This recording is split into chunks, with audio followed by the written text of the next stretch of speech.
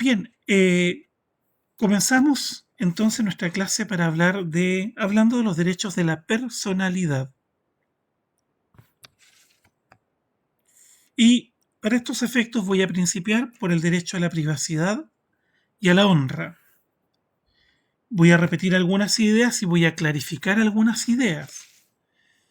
Lo primero que debemos constatar es que la Constitución, en su artículo 19, número 4, tras la reforma constitucional del año 2005, asegura dos derechos fundamentales: el derecho a la vida privada y el derecho a la honra de la persona y de su familia. Aquí aparece la familia vinculada al tema de un derecho fundamental, la honra familiar. Diversos tratados internacionales aseguran este derecho.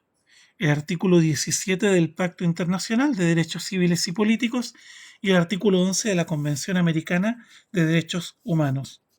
Naturalmente que el derecho a la privacidad y sobre todo la honra puede colisionar con el derecho a la libertad de información y de expresión. En Chile ha sido un tema contencioso. Ha sido un tema contencioso en la medida que el país se ha democratizado y los controles tradicionales que ejercían ciertos grupos se han resquebrajado o han desaparecido. Estamos hablando que este es un problema que viene desde la década de 1960. Está suficientemente documentado y hay investigaciones al respecto sobre esta tensión entre el derecho a la honra y el derecho a la libertad de información y de expresión. Correspondió al presidente Jorge Alessandri Rodríguez proponer en su proyecto de reforma a la Constitución de comienzos del año 1964 una reforma constitucional que comprendía el derecho a la honra, dado los ataques que tenía la prensa partidista y amarillenta. Muchas veces la prensa amarillenta es una expresión para referirse a aquella prensa que cumple el papel de propagar ciertas ideas políticas o ciertas agendas. En referencias que hacía respecto de personas e instituciones, referencias que si hoy día las leemos, palideceríamos derechamente, referencias al origen étnico de muchos políticos y empresarios de ascendencia árabe, referencia a la forma física de algunas personas. De ahí viene el adjetivo calificativo de un conocido político chileno. Surgió a fines de la década de los 60. Referencias a la edad de algunos políticos. Había uno que le decían la Dorian Gray, porque nunca envejecía, decían. Cosas por el estilo. Referencias a la presunta orientación sexual o más bien dicho, más que presunta, yo diría a expresiones o insinuaciones de mala fe, tendientes a destruir la imagen pública de algunos políticos, inventándoles o atribuyéndoles una orientación sexual no heterosexual, derechamente. Se dio a fines de los 60 y en la campaña del 70. En fin, era bastante insidiosa la prensa en aquella época. Algo de ello se recuperó después, renació después de los años 90. Pero probablemente, yo diría, durante la larga paz veneciana que existió hasta el año 2010, el recuerdo del pasado caló muy hondo. En la medida que ese pasado está siendo olvidado, es lamentable que reaparezcan muchas veces estas expresiones. Recuerdo alguna vez ir pasando por por un kiosco en Santiago y estaba a la venta un conocido pasquín irónico y que tenía en su portada, eh, una serie de fotografías de mujeres y decía, eh, parafraseando el juego ¿Dónde está Willy? Decía, encuentre a la vieja tal por cual. Y entre medio aparecía la fotografía de una mujer que había estado vinculada a los asuntos públicos en Chile. Y así, algunas ocurrencias, ciertamente, pero algunas expresiones no se visualizaba qué sentido tenían. Esta, yo creo que esta toma de conciencia que se ha producido, dolorosa, de vías muy dolorosas en este país, ha llevado a que precisamente este derecho a la privacidad y sobre todo a la honra, que fue muy combatido por la oposición democrática en la década de los 70 y comienzos de los 80, ha terminado manteniéndose. Ha terminado manteniéndose porque una cosa es estar en una trinchera opuesta y otra cosa es estar en el gobierno y sufrir lo que ellos implica.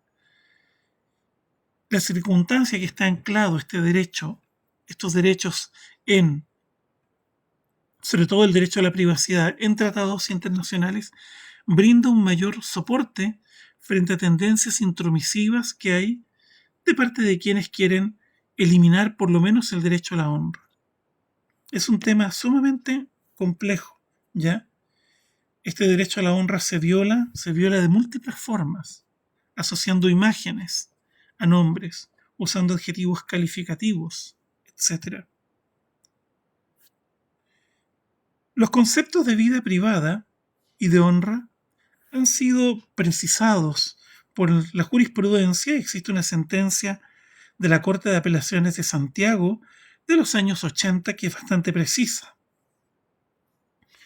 Dice que la vida privada es la zona que el titular del derecho no desea que sea conocida sin su consentimiento. La vida, en aquel entonces la Constitución aseguraba la vida pública. Eso desapareció el año 2005. El respeto a la vida pública. Hoy solo está el respeto a la vida privada.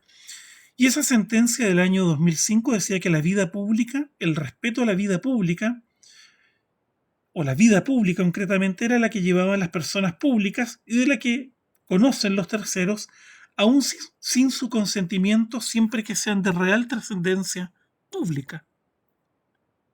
Realmente. ¿Ya? Hoy día, debido a la difusión de ciertas tendencias políticas integristas en lo político, que colocan el acento en la defensa a ultranza de una sola idea, estas nociones de vida pública y de vida privada se ven un poquito amenazadas, creo yo. ¿Qué cae en la vida privada? ¿Qué cae en la vida privada? Aquello que nosotros resguardamos. Nuestra vida familiar, algunos aspectos de nuestra vida laboral, nuestra vida sentimental, es un tema privado, etc. Sin embargo, desde la década de los 80, en Estados Unidos se empezó a plantear por algunos grupos populistas, yo diría de partidarios de una democracia integrista, de que no existen, de que la vida privada en realidad es algo más sinuoso. Y ello lleva a escarbar en el pasado de las personas.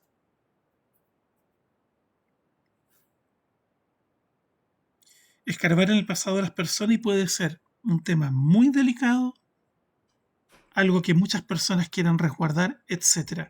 Y se trata muchas veces de elaborar juicios sobre la integridad política de alguien a partir de aspectos de su vida privada, sin que exista realmente una relación empírica entre uno y otro. Yo creo que entienden a qué me refiero. Es un tema complejo, difícil de tratar, difícil de tratar.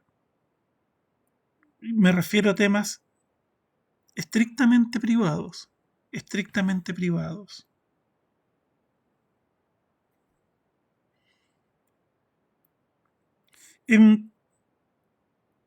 ¿Cuándo algo deja de ser privado? Cuando nosotros damos el consentimiento expreso o implícito para que otros accedan. Yo les mencionaba a ustedes, y yo creo que no sé, quedé con la impresión de que no entendieron algunos a qué me refería. Lo que nosotros colocamos en las redes y permitimos el acceso pasa a ser público. Y no tenemos control sobre ello. Y no podemos criticar el hecho de que personas construyan juicios sobre nosotros a partir de lo que nosotros queremos que sea público. Cuando alguien coloca algo en las redes, tiene que tener claro que va a permanecer en las redes, porque en nuestro derecho no existe el derecho al olvido.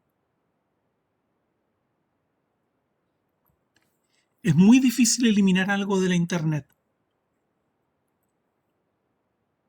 Muy difícil. Por lo tanto,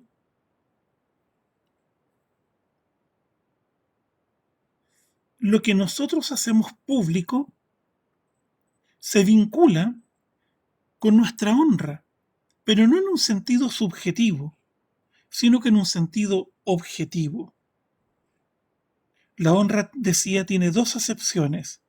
La subjetiva es el aprecio que cada uno siente por sí mismo. Cuánto nos queremos, cuánto pensamos que valemos. Todos tenemos una opinión de nosotros mismos. Elevada, por cierto, y es legítimo. Pero la honra en sentido objetivo es la reputación o la buena fama que terceros tienen de uno.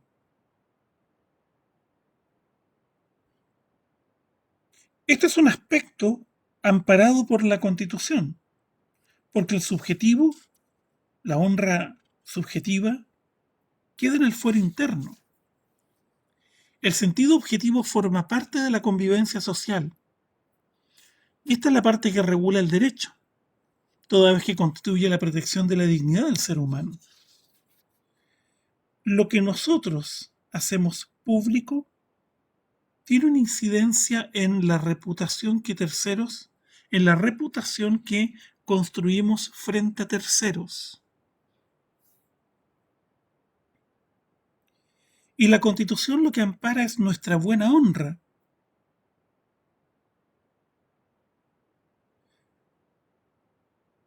Pero no puede impedir que terceros construyan esos juicios sobre nuestra reputación. ¿Quiénes son esos terceros? Hoy día, yo les comentaba precisamente esta anécdota que tuve con un ayudante que terminó la universidad y por ende terminaron los años de la inocencia y le dije, bueno, ahora tienes que preocuparte de encontrar un trabajo. Ahora viene la cosa en serio. O ganarte una beca, en fin, etcétera. Así que tienes que encargarte de hacer esto, esto y esto otro. Porque en base a eso terceros van a opinar de ti. Y fue lo que hizo. Fue lo que hizo. Sanitizó todas sus redes, etcétera. ¿Quiénes son? ¿Quiénes son los que utilizan nuestra información que es pública? Históricamente uno decía eran los periodistas. Pero hoy día es todo el mundo. Todo el mundo. Evaluadores, empresas de recursos humanos, empresas de recursos humanos.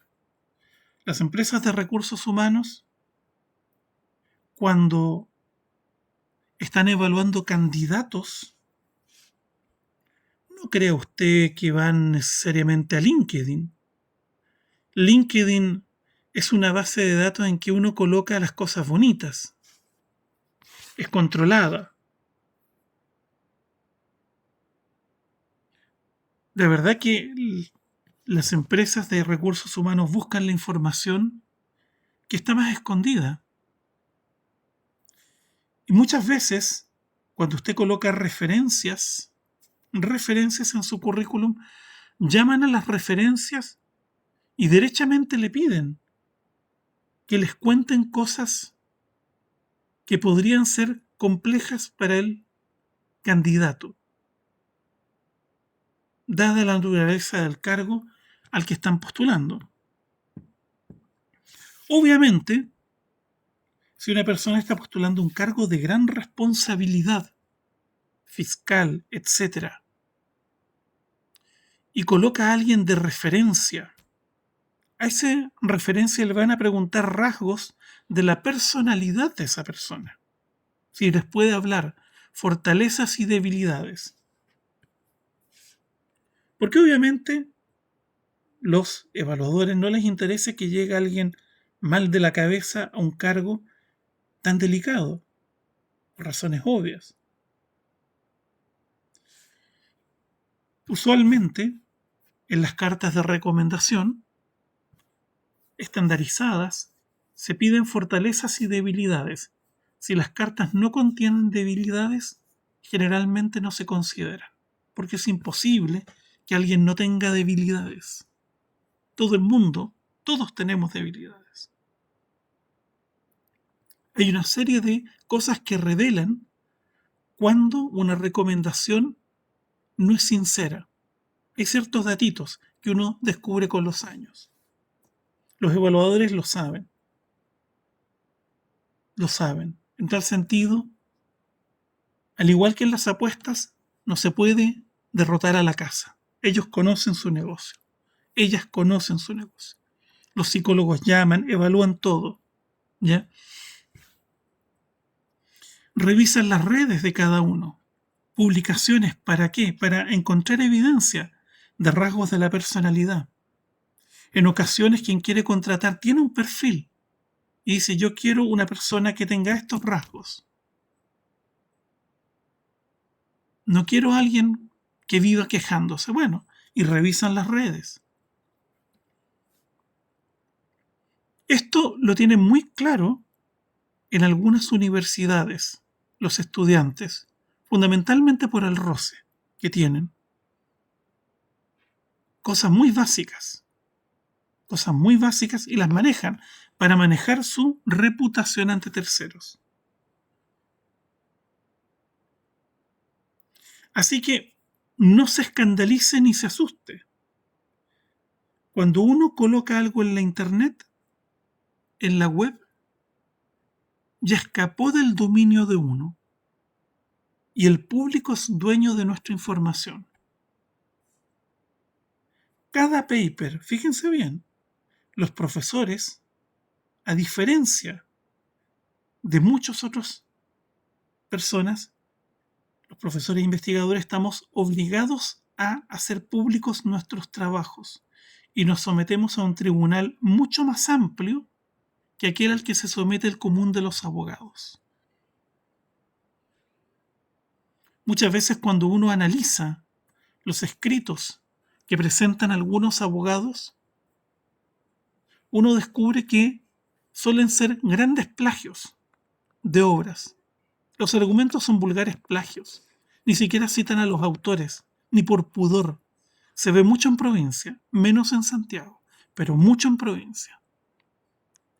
Pero no hay una sanción en el sistema judicial para la falta de honestidad intelectual, porque no interesa.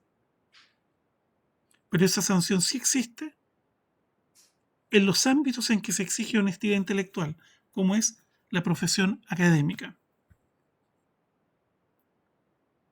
En tal sentido, es frecuente en las escuelas más profesionalizantes que haya cierto menosprecio entre distintas audiencias, entre abogados, profesores, estudiantes, profesores, etc. O una incomprensión respecto a la labor de unos y otros. Pero tengan presente que eso es. Eso es. La verdad es que cada uno se presenta ante el público de manera distinta. Los abogados no van a ser juzgados por su honestidad intelectual en el ejercicio de la profesión, pero sí van a ser juzgados por su integridad profesional por la comunidad. A algunos les pesará, a muchos no les pesa. Pero esos abogados, si se transforman en académicos, entran a otro estándar. Y si no lo cumplen para afuera, esa es la realidad. Muchos no lo pueden lograr.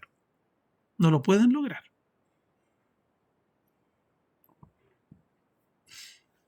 Esta idea de someterse al escrutinio público, haciendo público lo que pasa por nuestra cabeza, es un proceso doloroso. Por ello es que hay gente que no puede publicar, porque simplemente tiene problemas para publicar en el ámbito académico. Algunos porque no se les ocurre nada, otros porque tienen problemas, no sé, familiares, lo que sea, lo que usted quiera, no tienen tiempo, y otros porque derechamente no tienen nada que publicar. Es complejo, pero ténganlo presente. ¿Ya? Llamo la atención a este efecto. Lo mismo, si ustedes publicitan lo que hacen, terceros acceden a esa información. ¿Está claro esto? Porque quedé con la impresión de que no fue entendido.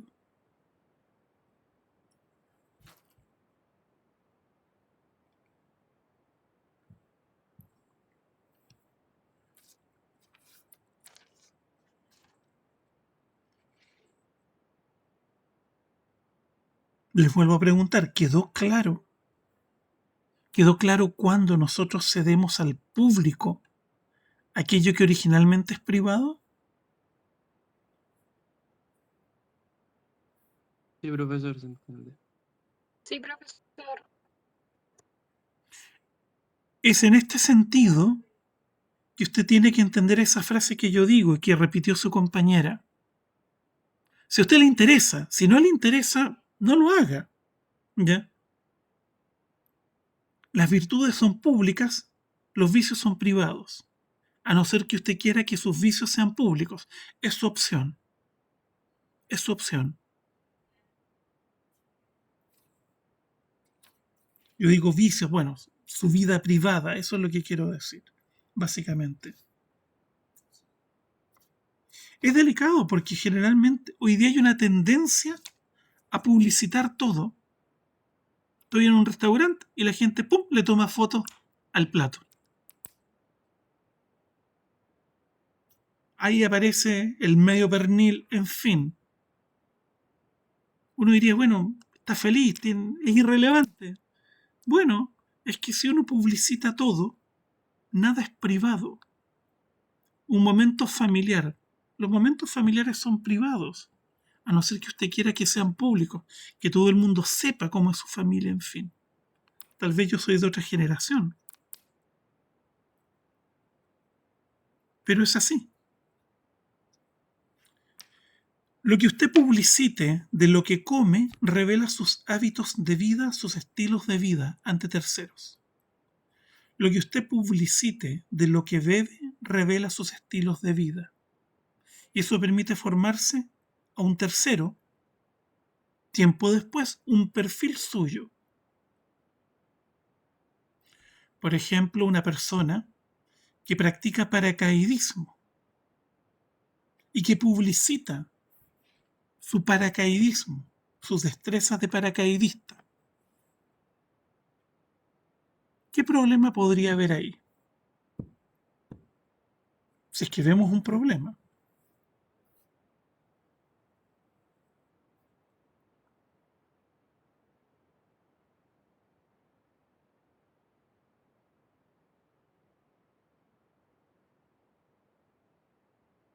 A ver.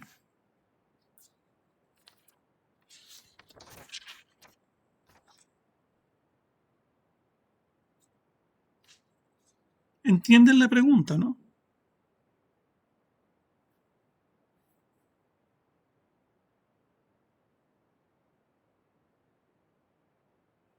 Podría ser considerado como alguien muy arriesgado, con cierto gusto por la adrenalina, algo así. Claro, esa persona no es asegurable. No es asegurable. Por lo tanto, si toma un seguro de vida y no le dice a la compañía de seguros que practica paracaidismo, la compañía lo va a descubrir. Y si se mata, su familia no va a recibir un peso.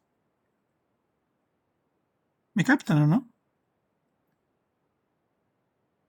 De hecho, a uno le pregunta, ¿usted practica paracaidismo? Lo primero que a uno le preguntan. O sea, salvo en las fiestas, en mis años yo practicaba paracaidismo en las fiestas, cuando era estudiante en el colegio, pero nunca he saltado de un avión. No saltaría de un avión por nada del mundo, tal vez. Y si lo hago, nunca lo contaría. En fin, la información proyecta, nosotros publicitamos aquello que queremos publicitar. Y lo que queremos publicitar está ligado a un perfil que queremos publicitar. Hay gente que proyecta solo, publicita solo cosas dolientes.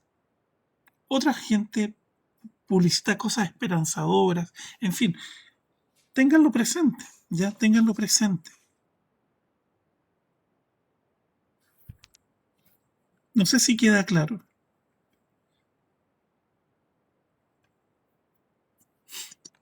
Sí, profesor. Bueno, ¿descubrieron quién es el profesor que siempre aparece sonriendo en las fotos de la facultad?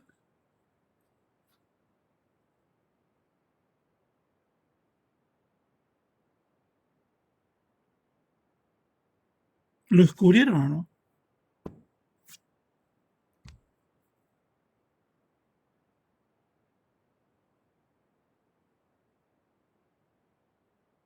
Nadie se dio el trabajo de revisar las fotos.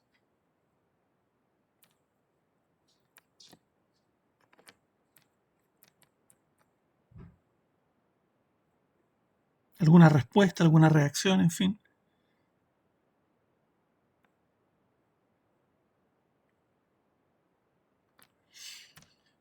O sea, yo lo he visto a usted sonriendo en las fotos, ¿Y los demás sonríen? pero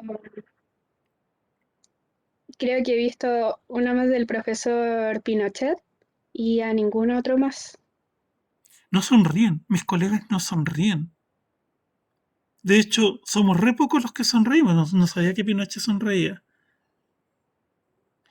Pero es por un tema cultural nada más, que me enseñaron que yo tenía que parecer sonriente. Eso lo aprendí en Estados Unidos. Porque allá todos los profesores se sacan fotos sonrientes. Es impresionante, todo el mundo sonríe. Desde chico le enseñan a uno que debe sonreír, desde las fotos del colegio.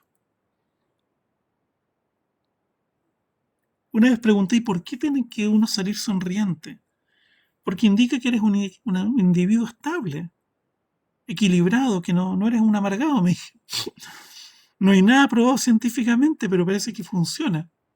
Parece que funciona. ¿Ah? De hecho, yo le enseñé a unos colegas cómo debían tomarse las fotos. El famoso, la postura que usa la postura para tomarse las fotos que usan las estrellas de cine. Porque eso me la enseñaron allá, pues cómo hay que tomarse las fotos. Es divertidísimo. ¿Ah? Pero efectivamente es así. Em, si usted va a publicitar, si usted tiene una opción por publicitar información, es su opción colocar lo que quiera, pero si opta por colocar cosas para estimular una cierta buena reputación, siempre coloque unas fotos sonrientes, es lo que me enseñaron, y segundo, solo coloque cosas bonitas. Solo coloque cosas bonitas.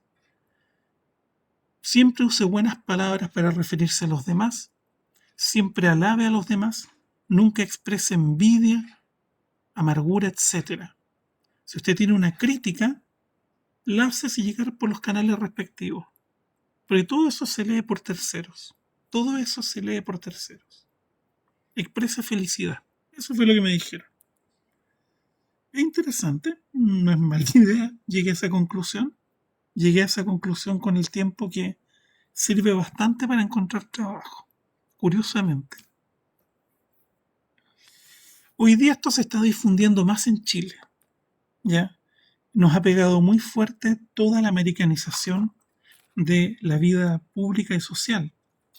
Y uno lo nota claramente en las páginas web de las universidades privadas del barrio alto santiaguino.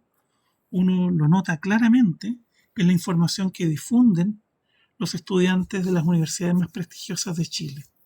Se encargan de, etcétera, de proyectar imágenes, etcétera. Es muy interesante lo que está pasando.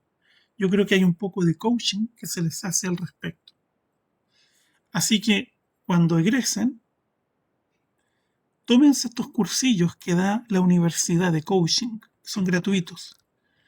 Créanme, va a ser lo más valioso que hayan hecho en toda su carrera. Más entretenido y valioso que estudiar 5 años de derecho. ¿Ya? Porque le enseñan cosas muy buenas de cómo mejorar sus habilidades, etcétera. Si es que le interesa trabajar en la profesión, en fin, etcétera. ¿Ya? Bien, indicaba en la clase anterior que la vida privada es un derecho fundamental que está desarrollado por la Ley 19.628, que trata sobre todo, el título es Protección de la vida privada. Sin embargo, de lo que trata realmente es de la protección de los datos personales, en los que estamos totalmente desprotegidos en Chile. Habrá una ley, pero muy ineficaz. El artículo segundo, letra F, define qué son datos de carácter personal o datos personales. Y el artículo segundo, letra G, define lo que son datos sensibles. Un momento, por favor. Ahí está. El artículo 10 dice que no pueden ser objeto de tratamiento los datos sensibles, aquellos que permiten extraer un perfil de las personas. Esos son los datos que no nos pueden preguntar para una base de datos. Pero es cuestión aparte que uno los haga públicos por otra vía. Por ejemplo, cada vez que usted le piden el RUT para hacerle un descuento en la farmacia, las cadenas farmacéuticas juegan con nuestro autointerés, ganarnos el descuento o no. Pues bien, ellos van alimentando bases de datos que indican sus compras, y esas compras se pueden cruzar e indican sus dolencias eventuales. Fíjese bien. Y esa información se vende, se transa en el mercado, formal o informalmente. ¿A quién les interesa? Aseguradoras, ISAPRES, etc. Si usted va a comprar los medicamentos de sus padres que están en la cuarta edad, lo que va a aparecer ahí es su RUT y asociado a enfermedades de gente vieja. Ahí me ocurre, yo voy a comprar los medicamentos de mis padres, de mi madre particularmente, y según lo que ahí aparece, chuata, yo estoy, no sé, estoy en las últimas, poco menos. ¿Ah? Tengo enfermedades de 80 años, de personas de 80 años. Porque a pesar que comprendo claramente el alcance del jueguito, cedo a la tentación del descuento. Mi autointerés es más poderoso que el resguardo de mi privacidad. Pero esos tratamientos se producen, ¿ya? Cuando usted compra un bono y coloca la huella digital, esa información es tratada por compañías y uno no sabe si es transada en el mercado, ¿ya? Y tienen procedimientos sumamente engorrosos para que usted pida que lo eliminen, pero no lo eliminan para siempre, lo eliminan para cada transacción.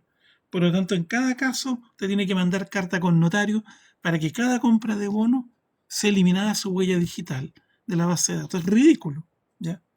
Bueno, el tema del tratamiento de los datos tiene aspectos positivos como tiene aspectos negativos, y ello se vincula con lo que uno quiere que sea tratado y lo que no desea que sea tratado. Fundamentalmente por el uso que se puede hacer de la información. El artículo 12 de la ley contempla una acción denominada el habeas data. Es el equivalente chilensis del habeas data, pero es sumamente engorroso.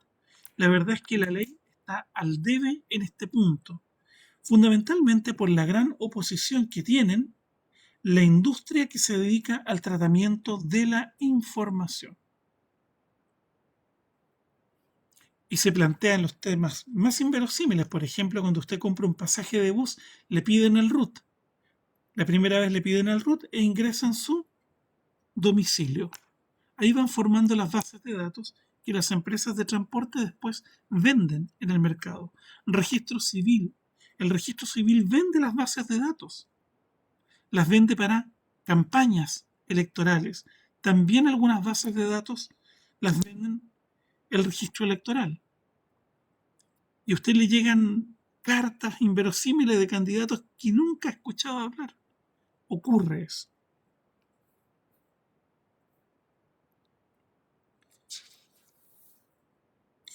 Esto es un punto sumamente complejo porque uno no tiene conciencia en ocasiones de que está consintiendo en que sus datos sean derechamente tratados. Yo en alguna oportunidad tuve la mala ocurrencia de dar mi dirección de correo personal a una tienda en Estados Unidos, una tienda de libros, una librería, donde iba a comprar libros. Por error no di mi dirección de correo de la universidad de allá, que se habría agotado ya, cerrado. Y me llegan las promociones más inverosímiles de las cosas más inverosímiles de Estados Unidos. ¿Cómo?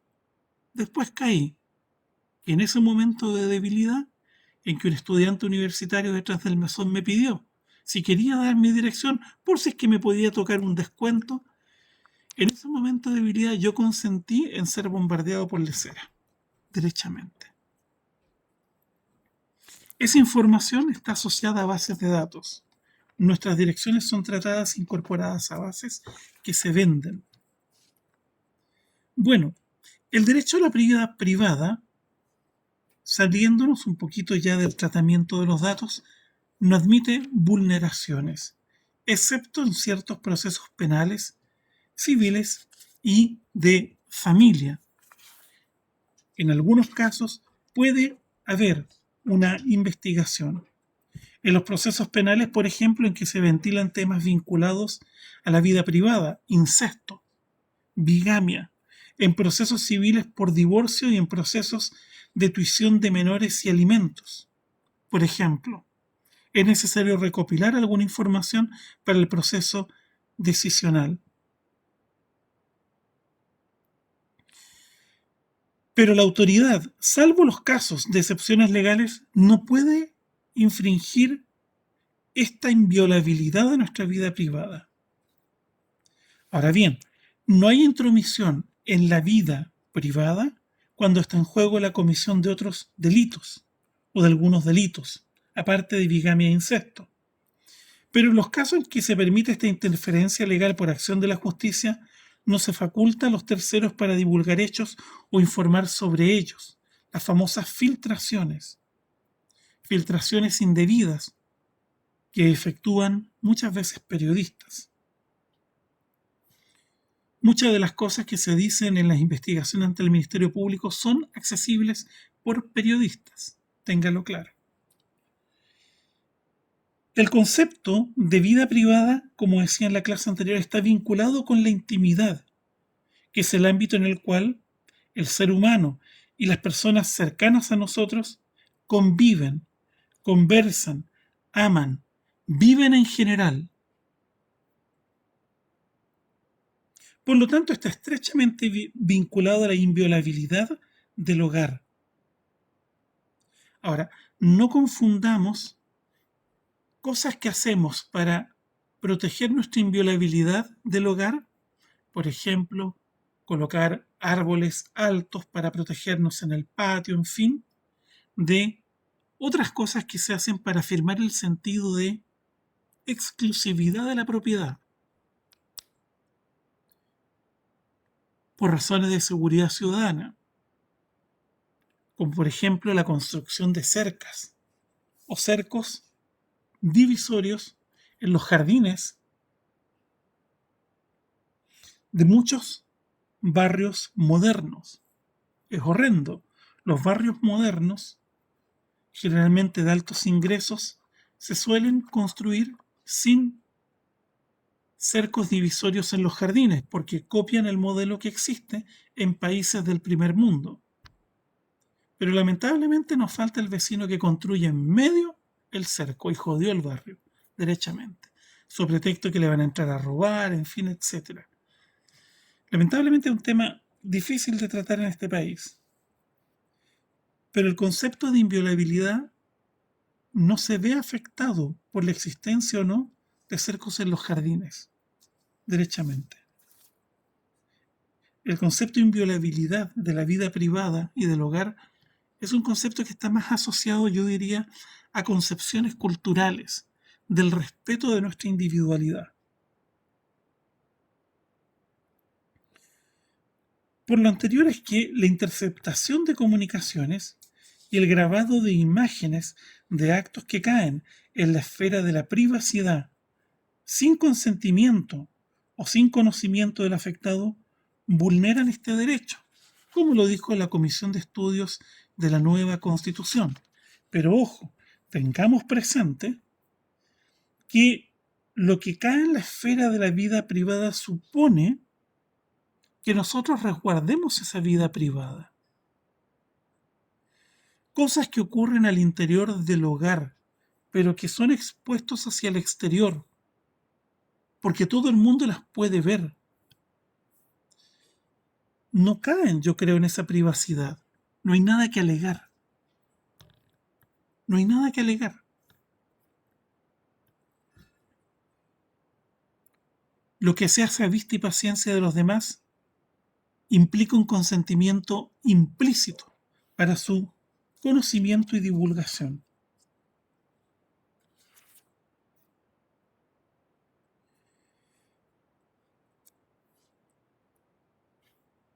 En cuanto a la honra de la persona y de su familia, esto es tal vez lo más complejo. Es un concepto que está vinculado, la honra es un concepto que está vinculado al buen nombre, a la fama, al bien moral de cada uno, en relación con uno mismo, con su familia y con terceros. Adjetivos calificativos empleados con propósitos mendaces pueden afectar el derecho a la honra.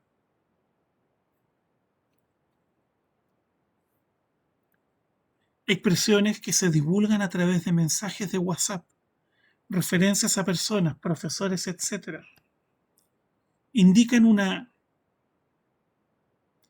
voluntad por afectar el bien moral de cada uno. Lo mismo cuando esas personas presuntamente afectadas hacen lo mismo.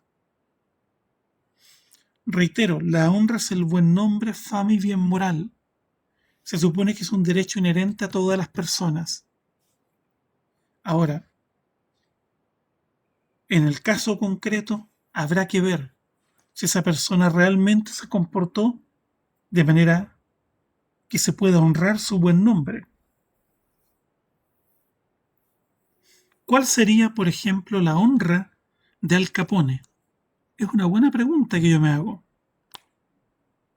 ¿Cuál era el buen nombre? ¿Cuál podría haber sido el buen nombre de Al Capone, el famoso gángster de Chicago de los años 30,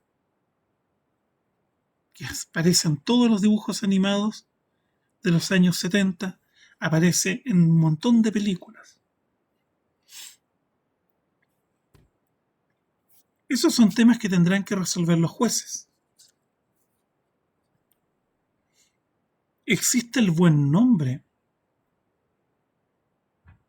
¿Existe un buen nombre de un asesino en serie? El hijo de Sam, por ejemplo, que mató cerca de 11 personas en la bahía de San Francisco en los años 70, porque escuchaba voces que le decían que lo hiciera. Me imagino que han oído hablar del hijo de Sam, ¿o no? Es un caso mítico que se enseña en las escuelas en las clases de Derecho Penal. ¿Han escuchado hablar del hijo de Sam?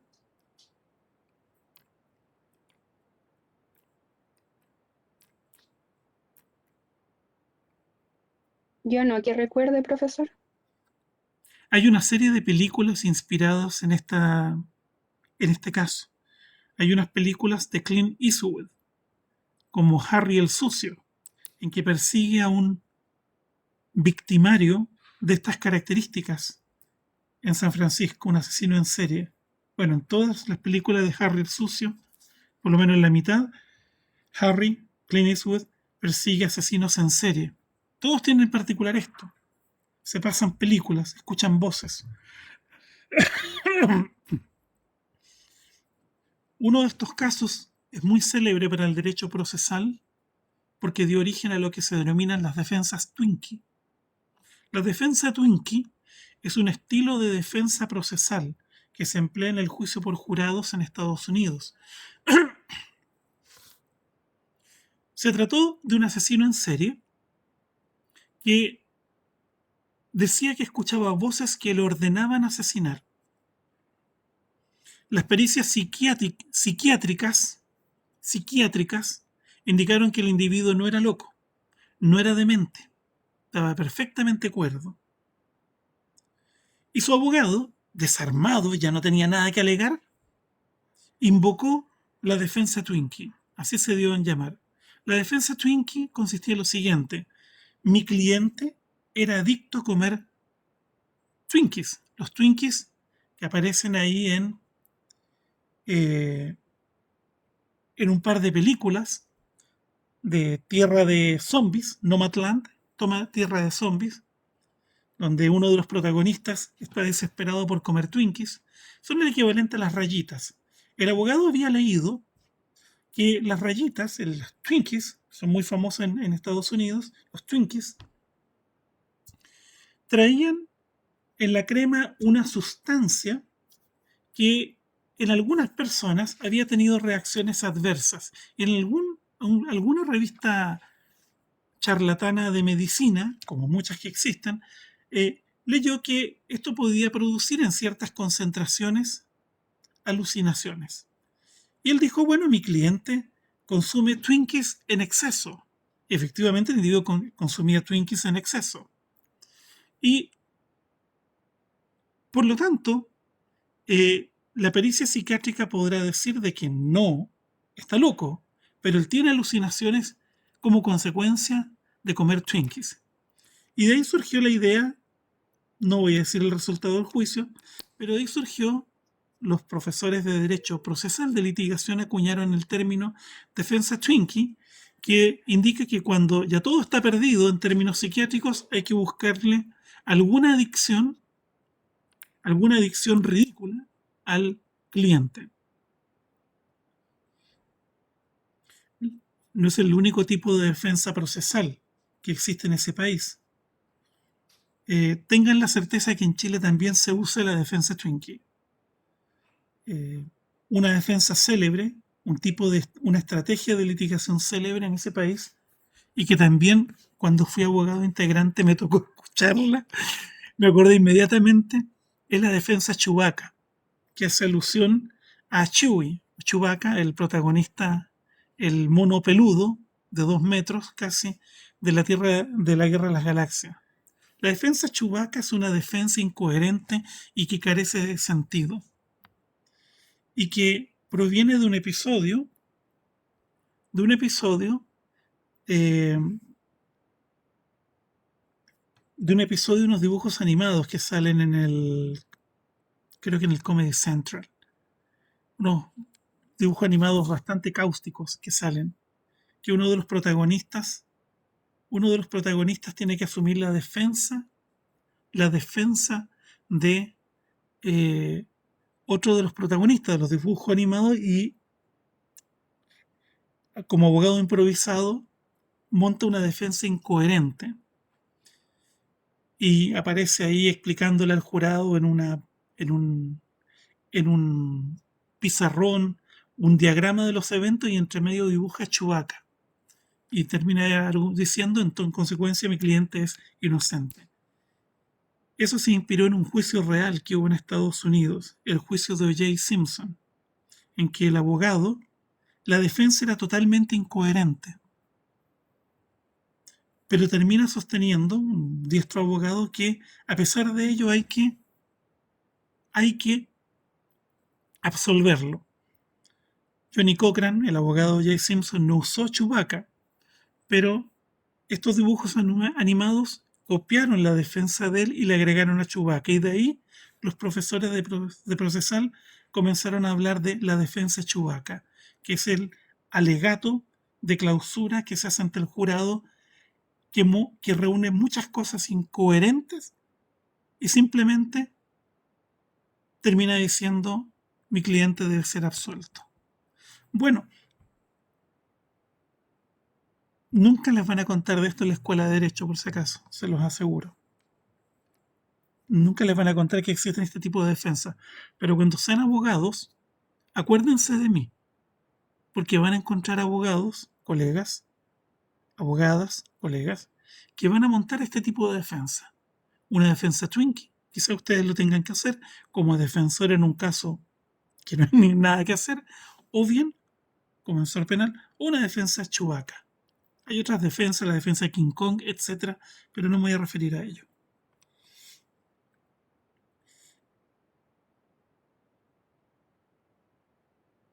Bueno, ¿cómo vinculamos la buena fama con personas? ¿Cómo vinculamos el derecho a la honra con personas que tienen una mala reputación ante terceros? Esa es una respuesta que debe dar el juez en cada caso. La referencia que aparece de la honra de la familia va más allá del concepto civil de familia. Es un concepto amplio. En todo caso incluye a los cónyuges e hijos menores. Es lo mínimo que se puede incluir en el concepto de familia. Por ejemplo, se ha invocado el derecho a la honra de la familia en acciones de protección, con motivo de escenas grabadas en películas, escenas de películas grabadas en cementerios. Por ejemplo, El Gringuito. En la película El Gringuito, el protagonista, el gringuito, un niño chileno-americano que vive en Nueva York, que se pierde en Santiago de Chile y que encuentra, creo que Sergio Castilla, el actor, encuentra a un señor que vive en la calle y que vende zapallos y que lo protege hasta que encuentra a sus padres. El niño vive una aventura surrealista en un mundo que no conoce, que es el mundo de la gente que vende en carretelas en las calles, en fin, etcétera, y viaja con él por todo Santiago. Hay una escena que transcurre en el cementerio general de Santiago, creo que es el general, no es el católico, en que el gringuito y un grupo de niños de la calle bailan un rap en, en el mausoleo sobre la tumba de Luis Vicuña Suárez. Luis Vicuña Suárez, uno de los próceres del liberalismo político chileno del siglo XIX. Uno de los fundadores de la Escuela de Derecho de la Universidad de Chile en Valparaíso. Y bueno, la bisnieta recurrió de protección.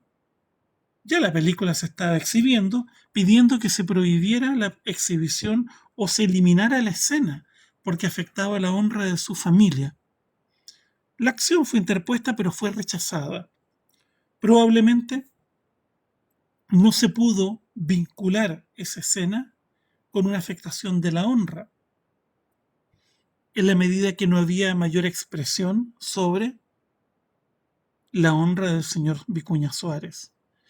Pero es frecuente esto último, ya que la gente sienta que la honra de su familia se ve pasada a llevar por escenas grabadas en lugares en los que debe respetarse no solo la honra, sino que la privacidad, sobre todo la privacidad, como son los cementerios. Los cementerios, los cementerios tradicionales chilenos, los municipales, son expresiones de dolor, tan inspirados en el catolicismo. En cambio, los nuevos cementerios son expresiones, si no de alegría, por lo menos de reencuentro familiar, están inspirados en el protestantismo anglosajón. Ahí usted encuentra globos, etcétera, ¿ya? Si tiene la suerte de coincidir con un funeral narco, va a haber otras cosas, disparos, son todo un episodio, ¿eh? Son todo un episodio. Ver esos funerales en los parques del recuerdo. Pero en fin, son una idea de reencuentro más que de dolor. Es interesante la diversa visión que hay. No hay jerarquías sociales, no hay mausoleos, etcétera. Es uno más que es sepultado. Está prohibida la colocación de piedras ornamentales, estatuas. Todos tienen una lápida. Fíjese qué expresión más clara de la cultura estadounidense, moderna, protestante, o de un país más secularizado, de un protestantismo secular. ¿Lo habían pensado? ¿Se habían dado cuenta?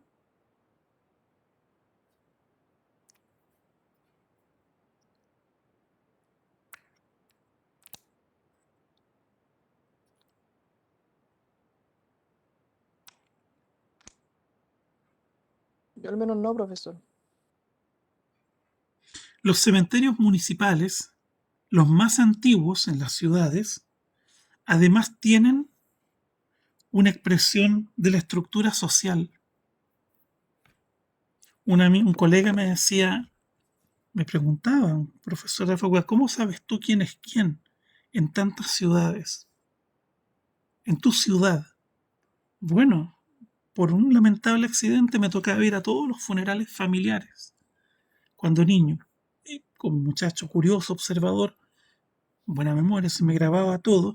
Y fue entendiendo, por ejemplo, que en los cementerios hay una distribución en patios. Patio 1, patio 2, patio 3, patio 4, que mucho tiene que ver con el poder adquisitivo de las familias para comprar la correspondiente sepultura.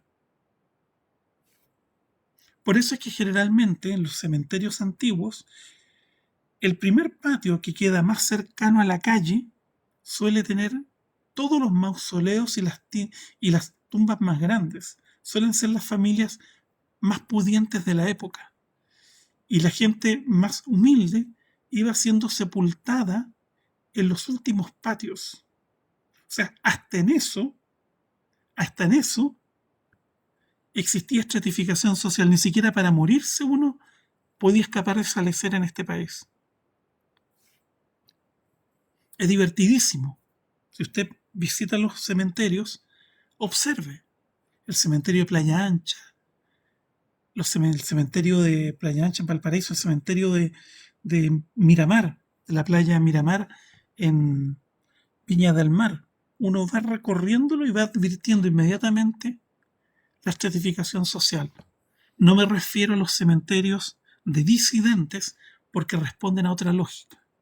Los cementerios protestantes del siglo XIX o los cementerios judíos responden a otra lógica, a diferencia de los cementerios municipales. ¿Para qué hablamos de los cementerios católicos? El cementerio católico que hay en Santiago de Chile, etcétera.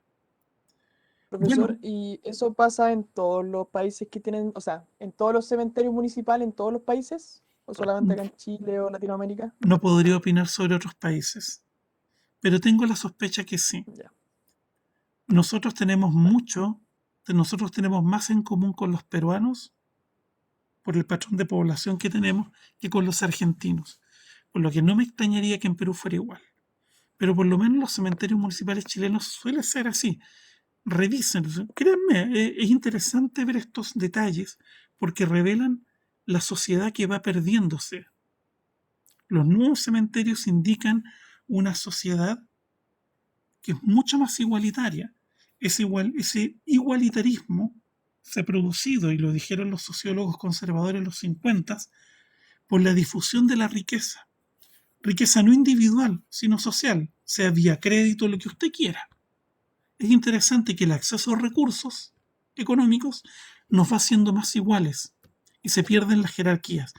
¿Y qué cosa más clara que estos cementerios? En que todos están al mismo nivel y todos son muertos como tienen que ser, muertos. ¿Me entiendes? Sin distinciones. A lo más habrá diferencia de precios por el lugar, lo que usted quiera, pero aparte de eso, por la lomita donde uno quiere estar, mirando el sol, en fin, si no quiere sol, al otro lado de la loma para no insolarse, en fin.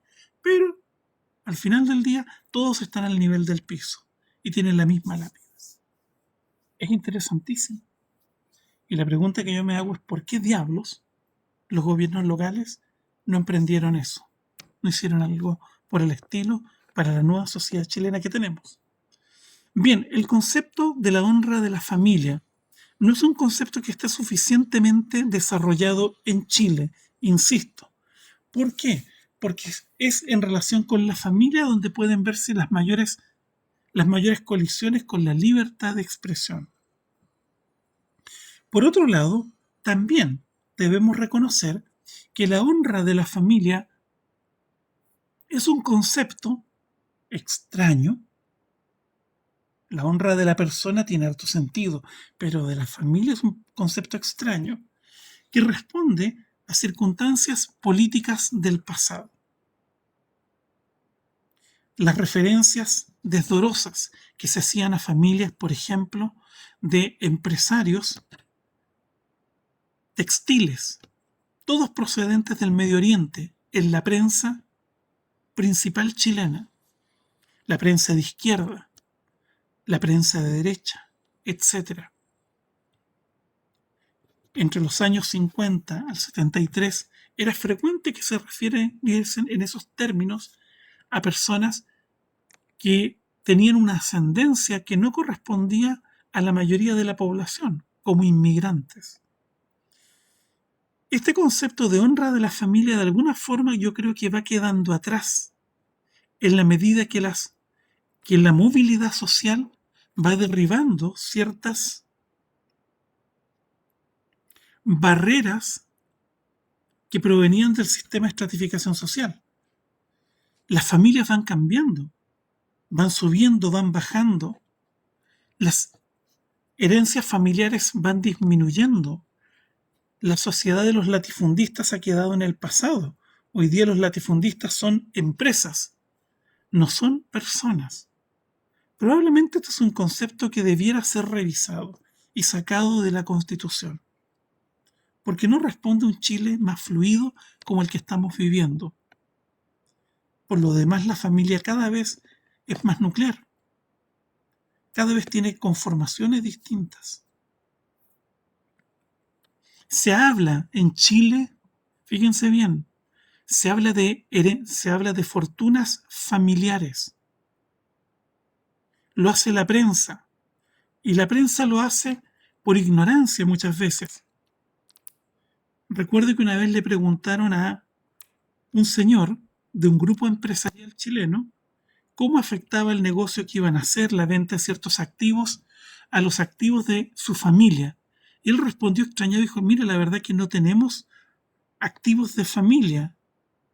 Diversas personas de nuestra familia tenemos diversos negocios, participamos, pero tenemos empresas.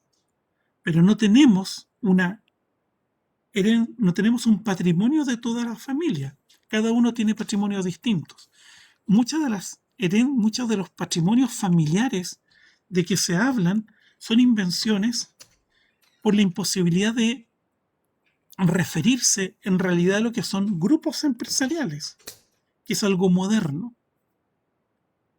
Por ejemplo, todo el debate del impuesto a los súper ricos, que proviene de la obra de Piketty, este economista francés, la verdad es que es simplemente una forma de resumir cuánto suman los activos que tiene una persona o miembros de su familia en distintos tipos de empresas.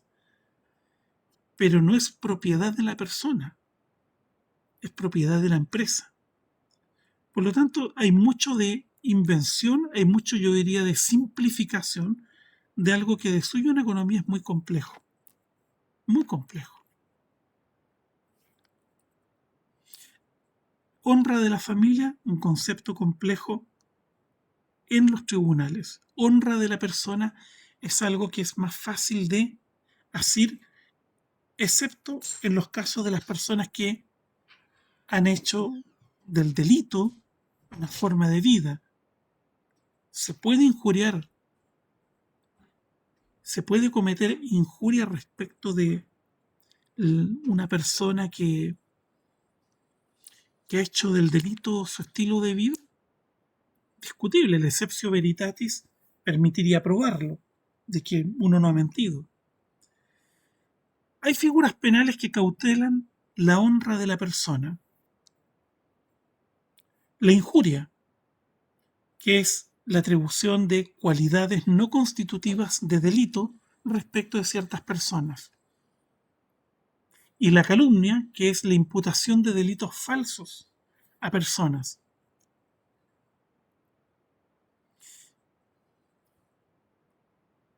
La inviolabilidad parlamentaria no defiende un parlamentario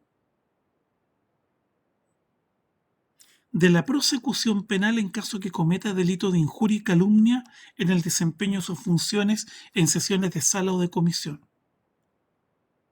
Hace unos años atrás, un diputado se refirió a un conocido empresario chileno y usó expresiones desdorosas para referirse a él, pero que literalmente le atribuían una condición o un oficio desdoroso a su señora madre. Todo el mundo dijo inmediatamente, ese señor está loco porque lo dijo, acaba de injuriar a otra persona, esta persona se querelló. Obtuvo el desafuero, todo el mundo dijo que iba a ser desaforado excepto él, porque esta persona decía que no, que pensó que lo amparaba la inviolabilidad, en circunstancias que desde los años 50 los abogados sabemos que la inviolabilidad no ampara esto. Terminó siendo condenado por injurias cometidas en contra de este empresario. Por lo demás uno decía, bueno, ¿cuál es el sentido funcional de injuriar a alguien? Ok, le molestará, pero ¿cuál es el punto de decir esto de una otra persona? ¿Le faltará vocabulario? Un tema que uno se plantea, o sea, no había racionalidad en lo hecho. Ahora, las injurias y calumnias proliferan en tiempos de elecciones. Los abogados penalistas nunca reciben más clientes que se quieren querellar por injurias y calumnias en tiempos de elecciones.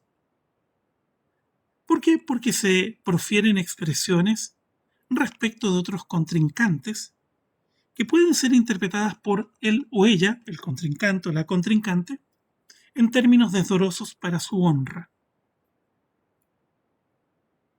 Por lo anterior, es que hay que ser muy cuidadoso con lo que uno dice y con lo que uno escribe.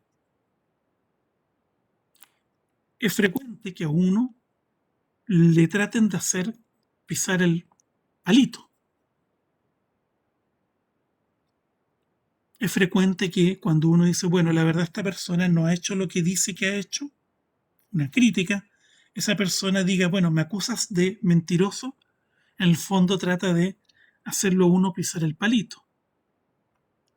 Y uno tiene que tener una respuesta correcta para evitar incurrir en injuria, porque le están tendiendo una celada.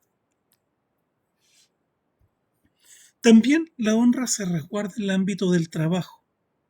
Constituye causal de caducidad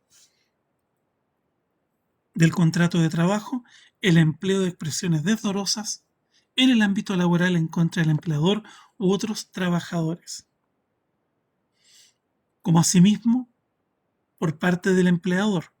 El empleador no puede utilizar expresiones desdorosas relativas a la honra del trabajador y de su familia. El trabajador tiene derechos fundamentales, de lo contrario puede interponer una acción de tutela de derechos fundamentales.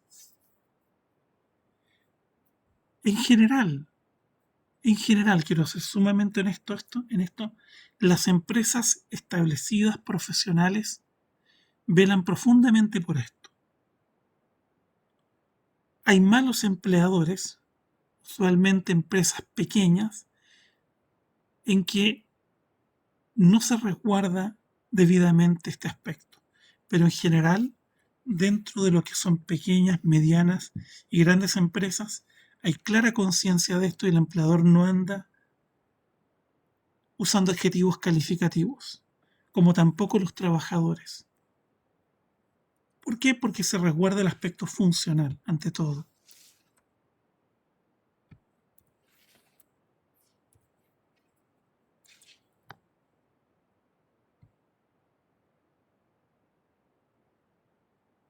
Profesor, ¿Sí, señor? ¿cuál es